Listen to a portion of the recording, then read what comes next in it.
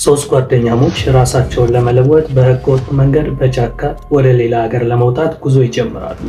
ታዲያ በጉዞአቸው መካከል ላይ ባለቤቱ የማይታወቅ አንድ ሻንጣ ከፊት ለፊታቸው ቁጭ ብሎ ያዩታል። ሻንጣውንም በሚከፍቱት ሰዓት በውስጡ ሻንጣ ሙሉ ገንዘብ ይመለከታሉ።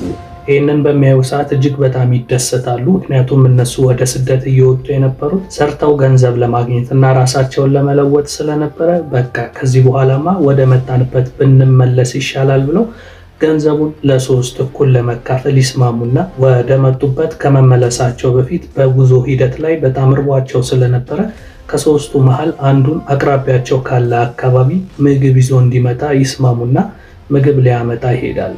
ታዲያ በዚህ ሰዓት እዚህ ጋር የነበሩት ሁለቱ ለሶስት ስንካፈል ገንዘቡ ስለሚያንሰን ሲመጣ እሱን እንግደልና ለሁለት እንካፈላለን ተባብለው ተመካክረው ይጠብቁታል። ታዲያ ምግቡን ሊያመጣው ከማዕከላቸው ሄዶ የነበረው ጓደኛቸው ደግሞ በሚመጣ ሰዓት ለሶስት ስንካፈል እኮ ገንዘቡ ስለሚያንሰን ለምን እዚህ ምግብ ውስጥ መርዝ ጨምሬበት ሁለቱን ከገደልኩ በኋላ ገንዘቡን ለብቻዬ ይዤ እሄዳለሁ ብሎ ምግብ ውስጥ መርዝ ይጨምርበትና ይዞ ይመጣል።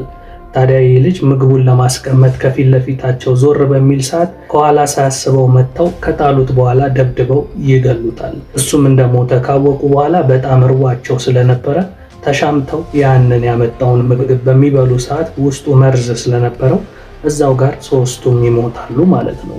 ታዲያ እነዚህ ጓደኛማሞች ያገኙትን በረከት አምላካቸውን አመስግነው ተመስገን ብለው እኩል ተካፍለው ወደ መጡበት ሀገር ተመልሰው በፍቅር በአንድነት ቢኖሩ ኖሮ ያገኙት ገንዘብ ውጭ ሀገር ድረስ ሄደው ሊሰሩት ካሰቡት በላይ ህይወታቸውን በጣም የሚቀይር ነገር ነበር። ነገር ግን ብቻዬን በልቼ ልሙት አይነት ሀሳብ በውስጣቸው ሰርጾ ስለነበረ ያገኙት ገንዘብ እርስ በራስ እንዳይተማመኑና ለዚህ አይነት ችግር ነው የዳረጋቸውና ብዙ ጊዜ ምን የሚባል ነገር አለ፣ ሌባ ሲሰርቅ ይስማማል፣ ሲካፈል ይጣላል እንደሚባለው እነዚህ ወጣቶችም እንግዲህ ያላሰቡትን ሲሳይ ገና በጊዜ ቢያገኙ ሳይበሉት ነው የሞቱትና ይሄ የሚያሳየን ጥቅም የሚያስገኝና ገንዘብ ነክ የሆነ ነገር ላይ ማንም ለማንም እንደማይመለስ የሚያሳይ ታሪክ ነው።